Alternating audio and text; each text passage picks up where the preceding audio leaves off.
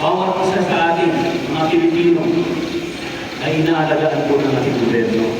Kaya may halaga po tayo sa gobyerno. Yun yung hindi mga PWD tayo. Ito ay mga simple, kung saan pinapatawag kayo ng ating LGU, ating mayor, vice mayor, ang ating mga opisyalis ng ating gobyerno.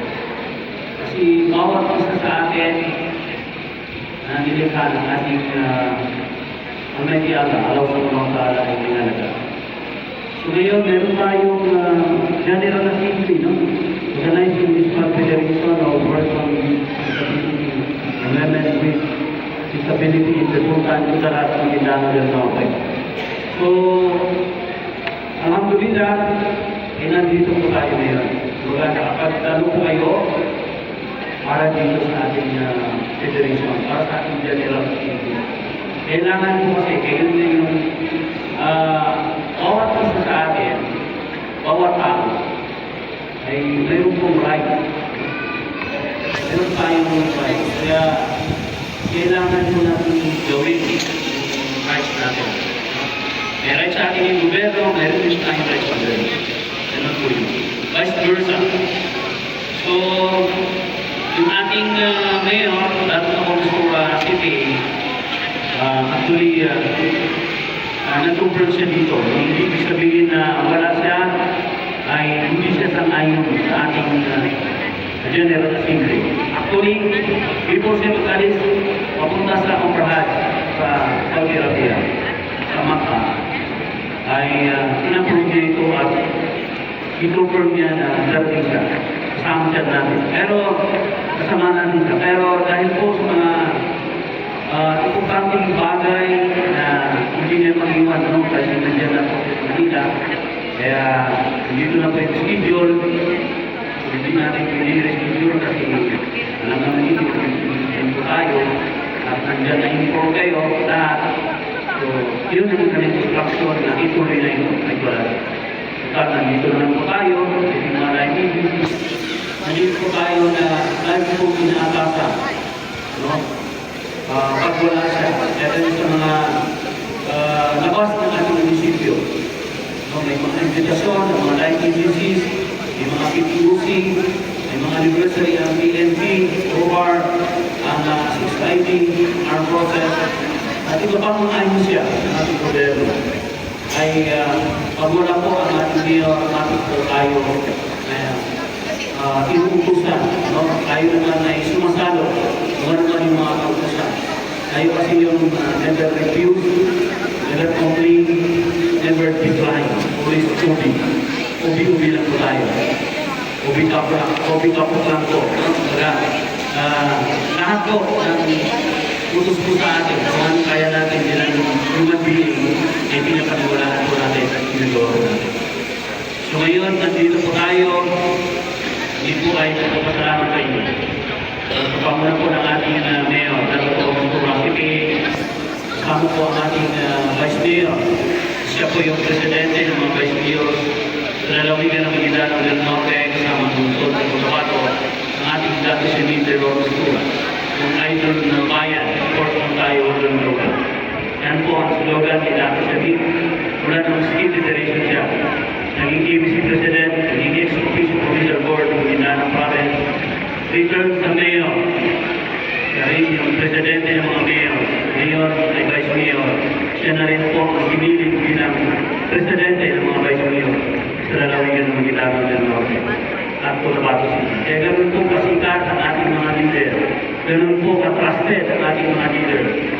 Pero ninyo, mula SK, ABC, Barangay Chairman, Mayor, ngayon ay Vice Mayor, ay siya pa rin yung trusted ang ating mga Vice Mayor bilang kanilang pamuno.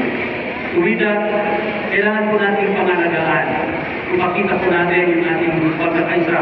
Yun ang laging panawagan ng ating mayor. Dato po pa mas itong CPA na kailangan natin yung unity. Magkaisa po tayo. Ipakita po natin na tayo pong mga Bangsamoro, tayo pong Punaratinyos, tayo nagkakaisa. No? Para po sa kapayapaan o laran ng ating bayan. So, yun nga, sabi ko sa inyo, kaya po mga ganito, may mga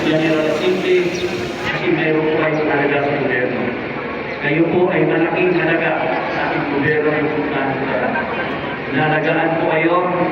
Kailangan ng federasyon, may samahan, may federasyon, no? May alliance yung mga ating mga PWDs.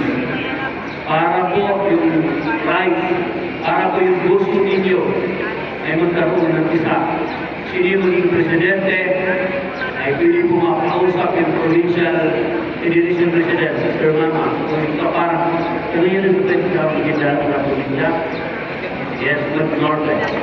So, para po yung doon yung mabuo, kung ano yung maganda para sa inyo. Kaya tayo naman, mga opisyalis ng ating local government unit, kasama yung ating mga barangay chairman, yung ating mga active na mga kapitan at kapitana, ay full support din sila. Yes, ang prueba po ay iba ng mga barangay chairman ay nandito ngayon. So, yun, naanyan po namin kayo, supportahan po natin ang ating gobyerno, yung mga magaganda po programa ng ating gobyerno. Lalo po sa inyo ng mga PWDs. Ano po yung programa para sa inyo, supportahan po natin, pakita po natin ang ating disiplina, yan po ang makakabuti natin. So with that, our program this morning is officially open. No? Buksan po natin ng official ang ating programa, ang ating pagtitipon, ang ating General Assembly. Alhamdulillah natin kasi marami pong dumalo. At yun na, kailangan po marinig yung boses ninyo sa kailangan isahin natin. Kasi kahit even in Islam, no, kailangan yung grupo ay meron pong alliance, meron pong federasyon. So ganito po yun. So, and behalf of our local government unit, the Sultan Kudarat, and even our mayor, Dr. Ostura CBA, and first the vice mayor of our house, Dr. Simin Pero Ostura, kita yung official na of our local government unit, Sultan Kudarat. Please help me to officially open our program this morning for the General Assembly of PWD. Sobrang kudret topik ko hidaya.